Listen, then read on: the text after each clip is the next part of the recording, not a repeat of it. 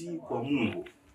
Utii kwa Mungu ndio ni jambo ambalo linaweza likatufanya tukapata kibali. Tunasema utii kwa Mungu ni kufuata yote, kufuata yote. Maana yake ni kufuata maagizo au maelekezo au maamuru yote ambayo Mungu anatuamuru kuyafanya au anatuamuru kuyafuata, bila kujali yanaendana ama yanakinzana na maamuzi yetu au hisia zetu. Hiyo ndio kutii. Maana yake tunapoamua kumtii Mungu, haijalishi hisia zetu zinasema nini juu ya kile kitu ambacho Mungu anatuambia. Haijalishi maamuzi yetu ni yapi kwenye kile kitu ambacho Mungu anatuambia. Tunapaswa kumtii bila kuangalia hisia zetu, bila kuangalia maamuzi yetu, kwa sababu yeye ndio chanzo cha kila kitu. Mtu ndio kwenye Kumbukumbu la Torati 28. Biblia inasema, itakuwa utakapoisikia sauti ya Bwana Mungu wako kwa bidii,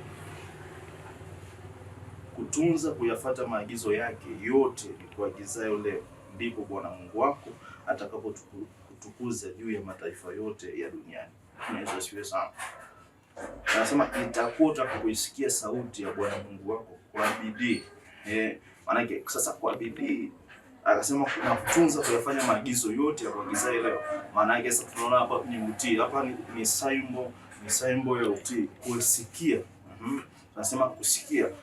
Pale ambapo Yesu alisema kondoo wasikiliza sauti ya mchungaji wao. Kondoo wema wasikiliza sauti ya mchungaji wao. Maana yake sasa kusikia ni moja ya symbol ya utii, kwamba unasikia Mungu anasema nini.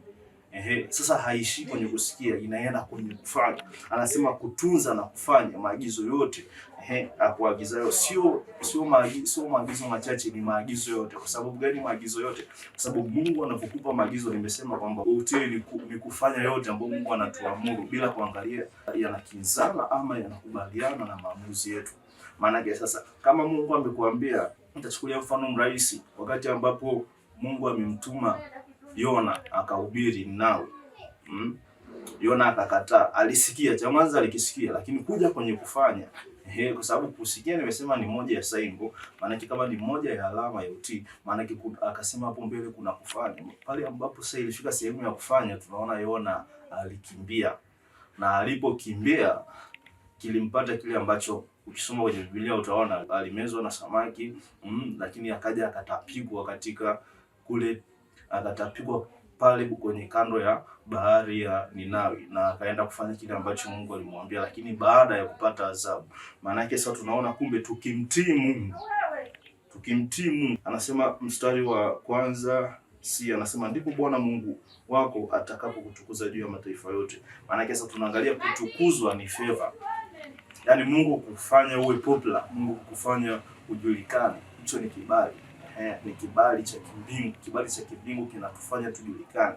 Kibali cha kimbingu kinatufanya tuwe popular. Kibali cha kimbingu kinatufanya tuwe watu wakuu. Sasa ili tutukuzwe, maana yake sasa ndio favor yenyewe. Sasa kutukuzwa ni favor, kutukuzwa ni kibali. Sasa ili tutukuzwe lazima tutii, kufanya yote ambayo Mungu anatuagiza kuyafanya. Kama Mungu amekuambia okoka, kama Mungu amekuambia toa hichi, kama Mungu amekuambia kufanya hichi, kama Mungu amekupa maelekezo nenda ibadani, kama Mungu amekupa maelekezo ya kuomba, lazima ufanye, bila kujali kwamba unaumwa, bila kujali kwamba uko kwenye hali gani. Kama tu ni sauti ya Mungu imekuambia, kama ukijua baada ya kufanya, baada ya kutii, una kibali mbele yake.